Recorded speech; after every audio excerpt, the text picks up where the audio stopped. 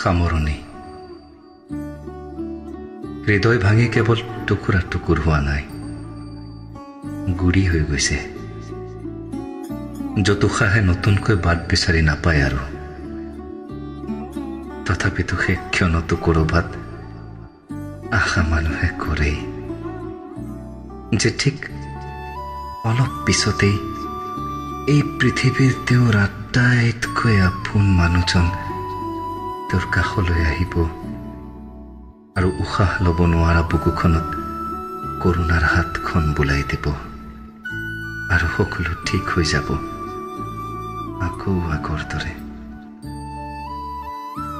সকলোতকৈ কঠিন সিদ্ধান্তটোৱেই এইটো, যিটো তেওঁ ল'ব পৰা নাই। অপেক্ষা কৰিব নে অন্ত পেলাব সকলো অৰ্থহীন অপেক্ষাৰ?